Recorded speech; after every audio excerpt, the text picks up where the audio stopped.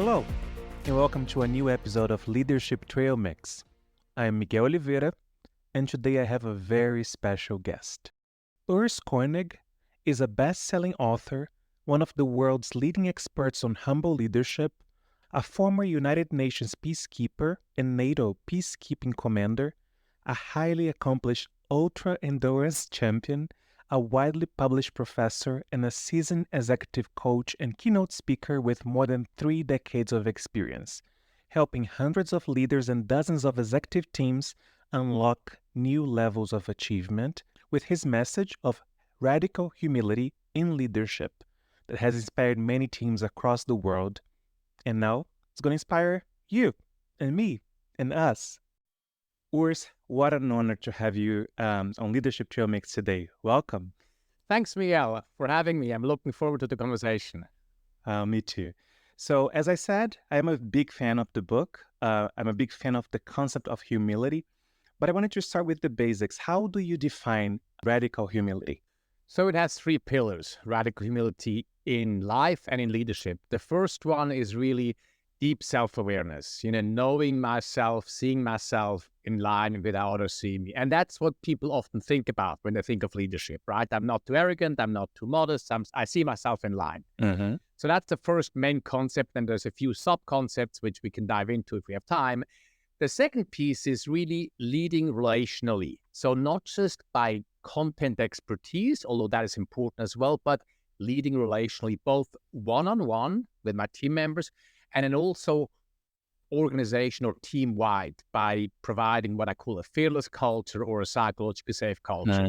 So that's the leading relationally. And the third pillar is really the growth mindset, right? We're all familiar with, and which is so hard to do, right? If we're honest with ourselves. So seeing failures and mistakes as an opportunity for learning and growing versus something to be ashamed of. So in a nutshell, that's it. Yeah, I love that. Thank you. Urs, you really come across as this example of radical humility. And it makes me curious to ask, have you always been that way, or there has been a journey for you to get to that point as well? Well, first of all, that's an amazing compliment. So thank you. And to be clear, we're all work in progress. I'm huge work in progress, right? So there's no question about it. I've probably never been somebody who has been overly arrogant, although I certainly got almost kicked out of officer school in the national service in Switzerland because I was actually a bit arrogant. So, certainly in my young years, I had at times maybe a little bit of a know-it-all. I didn't know when to zip my mouth and be quiet. Similarly, and as I point out in the book, humility does not mean that, we see ourselves too low either. So I certainly over the years had some self-confidence issues here and there. There's no question about it. So, I'm on the path, and thank you for your kind words. I appreciate it. Absolutely. Thank you for sharing your personal experience. And still staying a little bit on the personal arena. One thing that you say, I heard on an interview of yours a few weeks ago, is that you keep asking for feedback from employees, but also you, as a dad, ask for feedback from your kids. And the tagline of your book is, be a badass leader and a good human. I really believe that it's becoming harder and harder for us to separate our professional life from our personal lives and who we are. And I really believe that the only way to show up authentically is if you're able to bring your whole self to the table. I would love to hear your thoughts. Do you agree with that point of view? Do you see it differently? Just share some of your thoughts with us. I fundamentally agree, and this has changed significantly over the course of my career. When I first started out, it was very compartmentalized. But, in my coaching, I used to be an executive coach for a long time. Often my clients would tell me that the biggest benefit of our work, which was professional work, become a better delegator, a better listener, would actually show up at home. So their wives, their husbands would compliment them on making progress on things that, apparently also bugged them. So I and frankly also with hybrid, we're now working from the home office, right? And remember when COVID first hit, those of us who had young kids or whatever, it was inevitable that we see into each other's personal life. So I absolutely agree with you. It's, very hard for us to be a different person at work and in our personal lives. But that doesn't mean, by the way, that, we have to talk about all our personal things at work. That's not the same thing. But being authentically who you are across different arenas is where it's at today. It's no question. That's great. Thank you. I'm glad you agree. I wonder where we would go if you said, I completely disagree. That's right. Urs, still looking at your background, and you told us about your experience as an executive coach, but I love how much of your book is about your experience in the military. And if I can be really honest, looking from the outside in as a Brazilian guy who only got exposure to the US military through movies and books and through Hollywood, um, it's hard to put humility in what seems to be such a hierarchical institution together in the same sentence. Can you tell us a little bit how the two come together? Because your book proved me wrong. I would love to understand and hear you share a few thoughts about it. Absolutely. No, you're not wrong, right? The military is still a hierarchical institution. By the way, like the UN as a whole as well. For example, I was deployed as a UN peacekeeper. And yet, even in the military, we see amazing examples of deeply humble leaders. I share a bunch of examples in the book. Yep. And commanding officer in Lebanon who opened an after-action review with these words. She said, I screwed that up and I know it, right? So she displayed some vulnerability. She shared her own shortcomings, her own mistakes. She then also shared what she needs to do better and made it safe for all of us to do the same, right? And so there is, if you look at special operations folks in the U.S. Armed Forces, Green Berets, Army Rangers, they have an amazing bond in their team. They show up with a lot of vulnerability. They constantly tell each other they love each other, and they mean it. Wow. They mean it.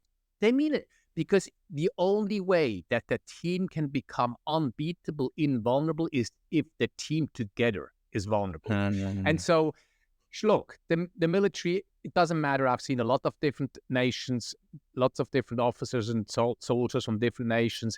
It's still a hierarchical institution. And yet the best and most successful commanders actually display deep humility. That's amazing.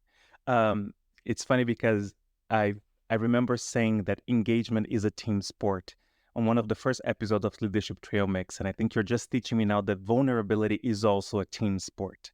And there's a tagline that you say vulnerability first, trust second. And I would love for you to expand a little bit on that concept for us. Absolutely. I mean, if we think about it, vulnerability, Brené Brown says this, is the last thing I want to show you, Miguel, and it's the first thing I'm looking for in you. Okay, so it's an incredible way, the appropriate vulnerability, right? We don't have to start every meeting crying, and my parents never really loved me. No, that's what I'm talking about. Yeah. It's about being at eye level.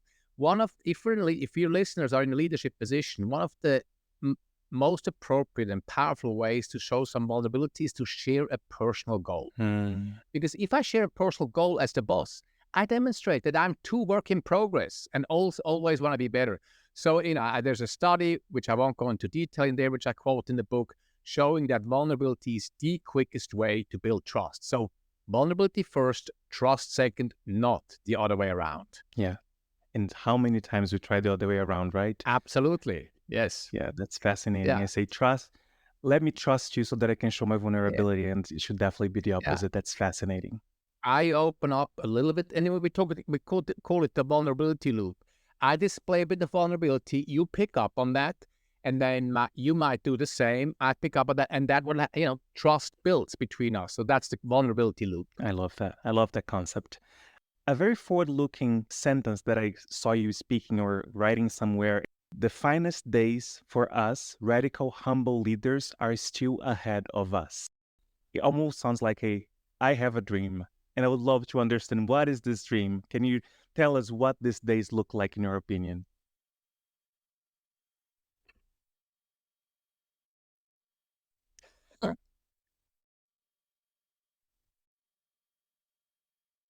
Absolutely. I'm on a mission to spread the power of humility in leadership, because I truly believe, and in my heart, radical humility in leadership makes for better leaders, makes for a better world. Why? It's a deeply human-centered approach to leadership. It is focused, as I mentioned earlier, on building meaningful, deep relationships with some vulnerability. It's about giving people belonging, engagement, purpose. And so if we do these things, and by the way, they're also good for bottom line results. That's why my title of the book is and a badass leader. So it's not all about just being cozy and nice with each other. Absolutely. But I truly believe that if we focus on a more human-centered, more humble leadership approach, we also can achieve amazing results. And yes, then indeed, the best days are still ahead of us. I love that. And that just sounds like the perfect segue for my last question for you today, Urs, which is we always end our episodes with a call to action, something that people can just start doing today to become a better people leader. So, based on everything that you just shared with us, what would you say is a call to action that can allow people to step into this place of radical humility? I'd start with this. It's very simple, but it's not easy. Start to ask during every one-on-one for feedback from your team members on how you're doing as the manager. You can ask things like, what do you see me do well as a manager and what should I do differently? Or you can say things like, where do you want me more involved and where do you want me less involved? And do it regularly and at every one-on-one meeting, make an announcement in the department meeting so that they're not blindsided by it. And then it doesn't become this scary one-off thing you do once every 6 or 12 months. Ask it regularly. Let it become a habit. Build that muscle. And that's one of the best ways to build self-awareness, which, as I mentioned, is one of the core 3 elements of radical humility in leadership. Thank you so much. What a great call to action. Urs, thank you for your time. Thank you for being part of Leadership TrailMix today. Thanks for having me. I had a lot of fun. And that's a wrap. If you know anyone who can benefit from this conversation, please feel free to share it. Thank you so much for listening. Take care and talk soon.